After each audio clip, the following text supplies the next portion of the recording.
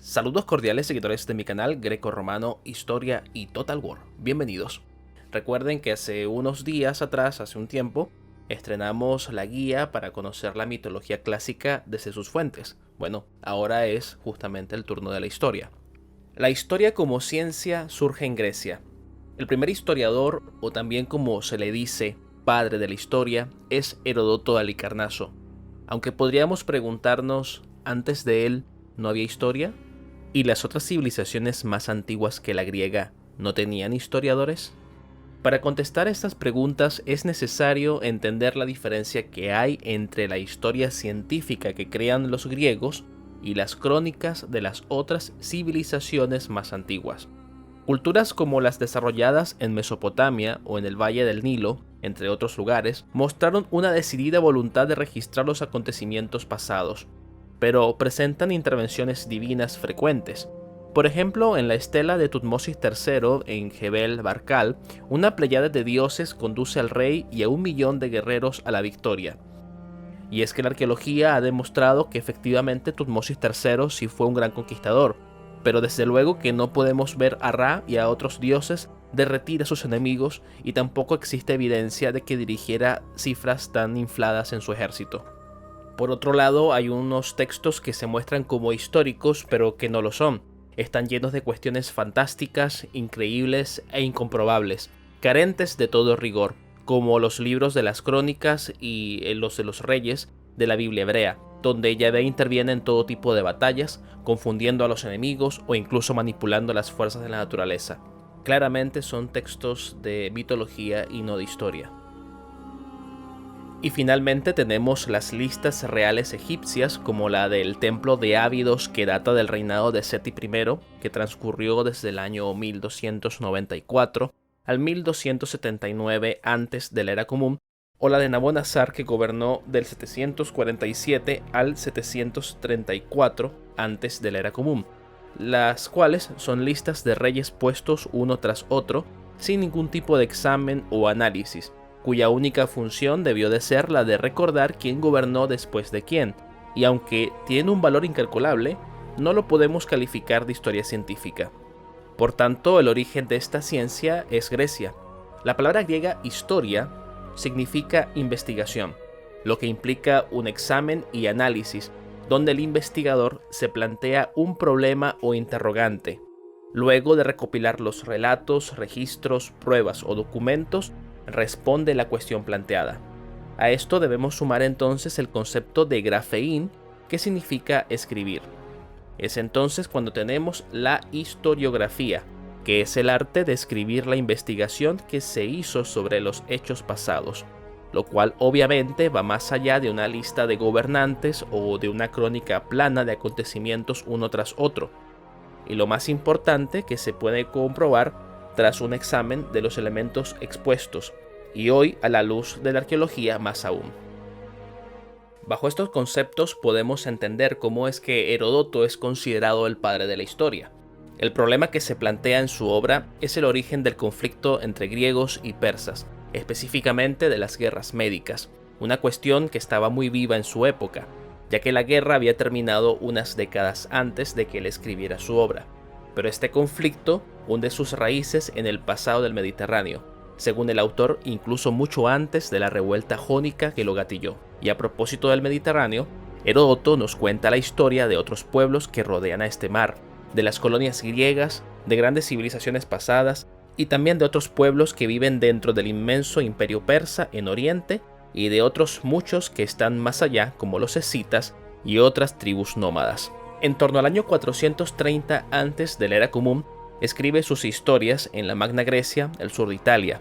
Su método investigativo, al igual que otros logógrafos, se divide en tres facetas principalmente.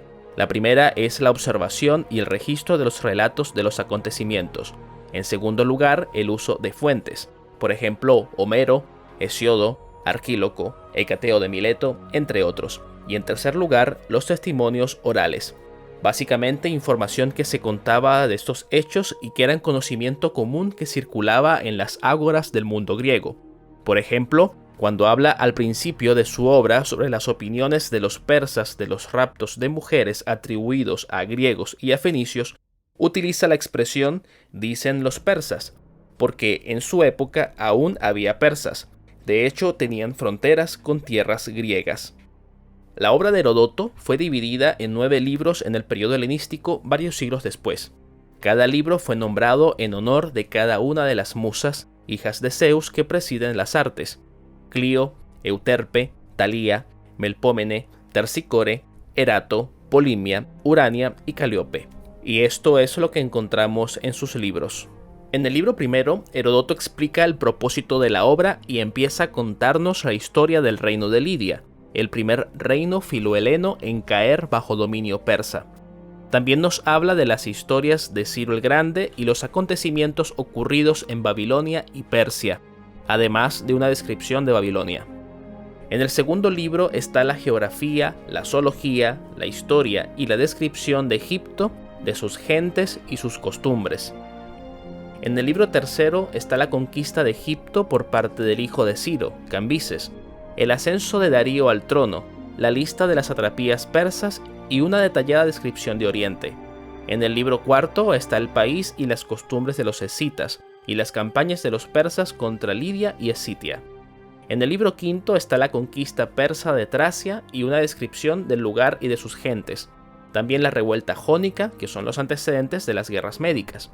En el libro sexto está la reconquista persa de Jonia, la invasión persa de Grecia y la batalla de Maratón. En el libro séptimo vemos los preparativos persas para la próxima invasión, los hechos de Jerjes y las batallas de las Termópilas e Hímera. En el libro octavo está la batalla naval de Artemisio, Salamina y la historia del reino de Macedonia. Y finalmente en el libro 9 está la batalla de Platea, la liberación de Jonia y la fundación del imperio ateniense que regía aún durante la vida de Heródoto. Llegados a este punto, es importante mencionar que antes de Heródoto ya existía el germen de la historiografía en Grecia. Estos eran los logógrafos, protohistoriadores y cronistas. Logógrafos viene de la palabra griega logos, que significa discurso racional, es decir, no mitológico, y de grafein, que ya vimos significa escribir. Se dice que el primero de estos logógrafos fue Cadmo de Mileto, que vivió en torno al siglo VI antes de la era común, que escribió una crónica de la historia de su ciudad. Hay otros muy mencionados como Hecateo de Mileto, que es muy importante por ser el primero en separar la mitología de la historia. Escribió sobre sus viajes describiendo otras culturas del Mediterráneo, Asia y Europa. De él nos ha llegado un total de 374 fragmentos, también del siglo VI antes de la era común. La mayoría de estos fragmentos están regados entre muchos autores antiguos, pero en especial en la Étnica del lexicógrafo bizantino Esteban del siglo VI era común. Obra que no se ha traducido al español, como tampoco la mayoría de logógrafos, por lo que no ahondaremos en ellos por ahora. El siguiente historiador que analizaremos es Tucídides, quien vivió en torno a los años 460 y 396 antes de la era común. Fue un aristócrata militar y estratego ateniense que tras su fracaso en el asedio de Anfípolis fue condenado al ostracismo por unos 20 años, lo que le permitiría tener información contrastada de la guerra del Peloponeso, en la que de hecho había participado, cuestión que más tarde emplearía para escribir su historia de la guerra del Peloponeso, donde narra los acontecimientos de esta guerra desde el año 431 hasta el 411 antes de la era común. Él es considerado el padre de la historiografía científica, ya que a diferencia de Heródoto, suele ser mucho más estricto y organizado a la hora de manejar las pruebas o fuentes de su investigación. Todo su análisis se basa en la causa y en el efecto, sin recursos literarios o anécdotas. Para él todo lo ocurrido en la guerra se debe a una relación de intereses de las potencias en pugna. Su obra empieza con el imperio ateniense ya establecido con su Liga de Delos y Esparta con la Liga del Peloponeso. En el primer volumen de su obra aborda los antecedentes de la guerra y vemos a Tucídides en su faceta de orador reproduciendo los discursos que se dieron en las polis rivales antes de la guerra. Guerra que comienza con la invasión espartana del Ática en el 331 antes de la era común y las constantes incursiones marítimas atenienses en Esparta y en los puertos aliados, a su vez que también una constante sucesiva de invasiones espartanas en el Ática. Allí encontraremos numerosas batallas terrestres y navales, además de asedios, la plaga de Atenas, la expedición a Sicilia y el fracaso ateniense, y el cambio de régimen en Atenas con los 400 oligarcas que acabaron con la democracia. Pero lamentablemente no puede terminar su obra y la deja en torno al año 411 antes de la era común. El que continuaría esta historia sería Jenofonte con su obra Helénicas, obra escrita alrededor del año 390 antes de la era común. Este es un gran escritor que nos dejó una pleyada de libros, algunos muy famosos como la Ciropedia o la Anabasis, y otros más pequeños llenos de cuestiones filosóficas, pero el que nos compete ahora es el que narran los 7 años últimos de la Guerra del Peloponeso.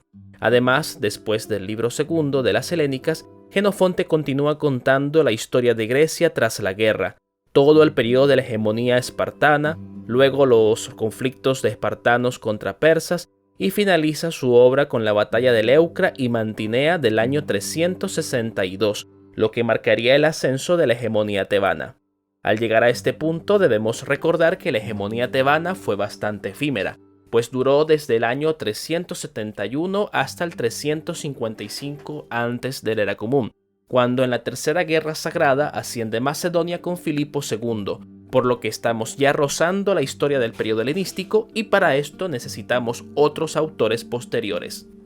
Para el estudio del periodo que va desde la hegemonía tebana hasta los hechos más relevantes del periodo helenístico, tenemos a Diodoro de Sicilia, un autor que data del siglo I antes de la era común de la provincia romana de Sicilia.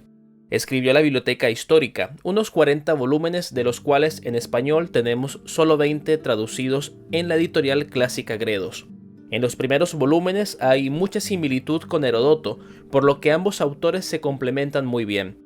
Desde el libro primero al tercero tenemos la historia, la geografía y la cultura de Egipto, Mesopotamia, India, Escitia, Arabia y África del Norte. Luego, en los libros cuarto, quinto y sexto, habla en gran detalle de los pueblos de Europa Occidental, galos, celtíberos, lígures, etruscos, de las colonias griegas y fenicias, describe Britania y también los mitos griegos, héroes fundadores, lugares sagrados. A partir del libro séptimo nos encontramos a Eneas en su capítulo 4 y en el capítulo 5 la fundación de Roma, ciudad que a partir de entonces va a ser una constante durante toda la obra, al punto que más adelante nos va a indicar los arcontes de Atenas por cada año y los cónsules de Roma respectivamente, dando una perspectiva bastante amplia de la historia tanto de Grecia como de Roma.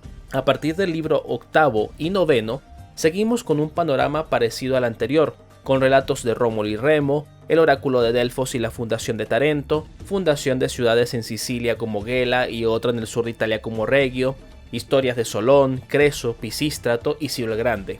En los libros décimo, decimoprimero y decimosegundo encontramos la fundación de la República Romana y la sucesiva expansión de Roma, las guerras médicas en Grecia y la guerra del Peloponeso respectivamente, junto con las historias de lo que ocurría en Sicilia en los conflictos entre Cartago y la Magna Grecia. A partir de entonces su obra se encuentra en muchos puntos con la de Heródoto y Tucídides, pero también cita historias de autores perdidos a día de hoy, y cada vez que habla de historia romana, tanto de la monarquía como de la república, lo vemos encontrarse entonces en puntos con autores como Dionisio de Halicarnaso, que escribió una historia de Roma, con Tito Livio y la historia de Roma desde su fundación, y con la obra de Apiano, como también la de Dion Casio y de otros muchos autores latinos.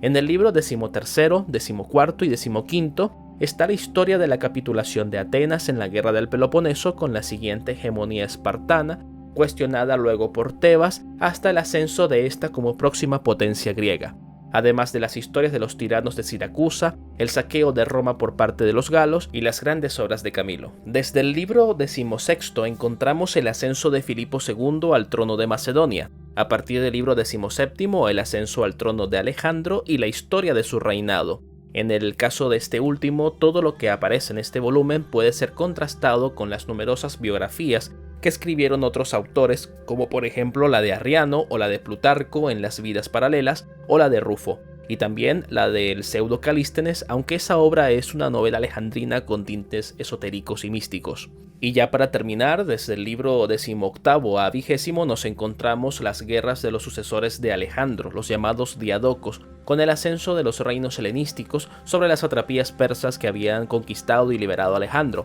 mientras que en el occidente, en Sicilia, continuaban los conflictos entre los griegos de Siracusa y los cartagineses, y un poco más al norte, en Italia, la Roma republicana luchando intensamente contra sus vecinos en su camino a la gloria inmortal. Así como mencioné a Plutarco sobre la vida de Alejandro, también es una buena fuente para conocer a otros grandes personajes de la historia griega. Por ejemplo, el tan mencionado Pericles en Tucídides tiene su biografía escrita por Plutarco, y Simón, el hijo de Milcíades, artífice de grandes campañas contra los persas, tiene su biografía en un autor latino llamado Cornelio Nepote. Además de esto, también es recomendable leer la obra de Estrabón, la geografía, o la descripción de Grecia de Pausanias, y también la obra de Justino, ya que en estos autores encontramos muchos datos de los periodos históricos mencionados antes. Tanto de la obra de Diodoro de Sicilia como de los biógrafos griegos faltarían muchos videos para tratarlo más a fondo cada uno, pero de momento nos faltaría la guía de literatura romana y de historiadores romanos. Si este video te ha gustado, no olvides darle a like y comentar. Y recuerden que este video ha sido posible gracias al mecenazgo de Gustavo, uno de los Patreons. Espero que les haya gustado, si es así no olviden darle a like, suscribirse si no lo han hecho todavía, y también compartir el video, hacerlo viral, para que llegue a más y más gente que tenga intereses en la historia antigua y sobre todo de Grecia y Roma. Y por aquí arriba les dejo el enlace al video anterior que fue de la historia de Masalia, que está muy bien, échale un ojo. Muchas gracias y que los dioses sempiternos estén con todos ustedes.